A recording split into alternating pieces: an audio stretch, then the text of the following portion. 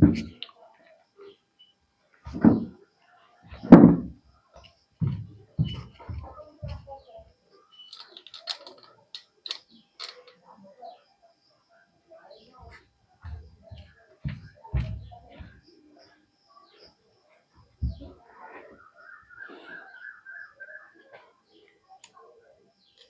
कवि रामचंद्र जानकी शरणदास बोल रहा हूं।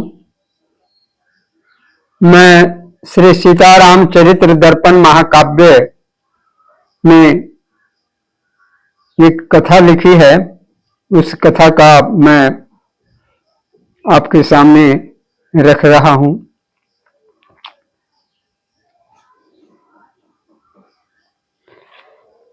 देवलोक से शारदा जी का सीता दर्शन हेतु मिथिलापुरी में आना राजा जनक जी के यहाँ श्री शारदा देवी जी ने महारानी सुनैना जी से बड़ी विनम्रता से बोली, हे श्री महारानी जी, मैं संगीत शास्त्र में चतुर स्वतंत्र विचरने वाली श्री किशोरी जी के दर्शन के लिए आई हूं।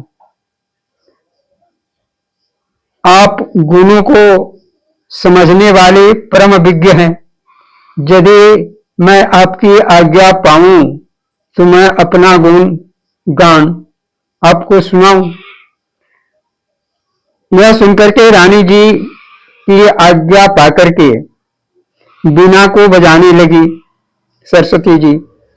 तब उनके साथ के बालकों ने अनेक प्रकार के राग और बालिकाओं ने विविध प्रकार के रागनियों को जैसा जिनका स्वरूप है उसी प्रकार विधि पूर्वक गाकर उन्हें प्रकट कर दिया।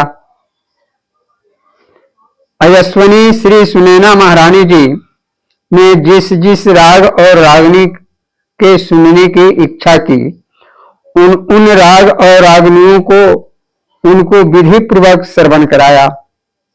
हे महारानी जी, जिन लल्ली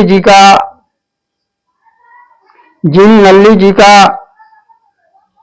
स्पर्श मुनियों के मनरोपे राजहंसों को भी प्राप्त नहीं होता तथा जिन्हें अपने भीतर विराजती हुई को भी आत्मा नहीं जानती, उन समस्त चर अचर प्राणियों की माता जी को आप अपनी गोद में विराजमान करके इच्छानुसार सुखपूर्वक दर्शन करती हैं।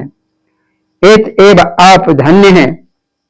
ये समस्त देवताओं द्वारा प्रणाम करने योग्य है। मैं भी इन्हें बार बार प्रणाम करती हूँ। हे महारानी जी, कुछ पल के लिए अपनी लल्ली जी को मुझे भी अपनी गोदी में देने की कृपा कीजिए। इस विनती को सुन महारानी जी ने उन्हें सादर अपनी लल्ली जी को उनके कर कमलों में धरा दी। अब शारदा जी उन्हें अपनी गोदी में लेकर उनके बदन पर अपना हाथ फेरने लगी। फिर हृदय से लगाकर लल्ली जी के चरण कमलों को अपने नयन कमलों के द्वारा सम्यक प्रकार से चूमकर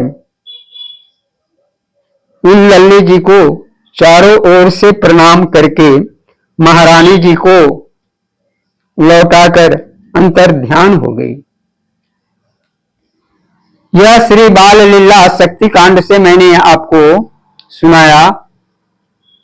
यह प्रसंग आपको अच्छा लगे तो मेरे चैनल का नाम है सीतायन सीतामढ़ी रंजीतपुर। इसे आप नेट पर बोलकर सब्सक्राइब कर बेल आइकन जरूर दबाने का कृपा करेंगे। मिथिला वासियों के लिए यह मेरा वीडियो बहुत ही उपयोगी है। हम कवि रामचंद्र जानकी शरण अपने सीताराम चरित्र दर्पण नवकांडीय महाकाव्य के आधार पर इसे आपको सुनाया। श्री सीताराम।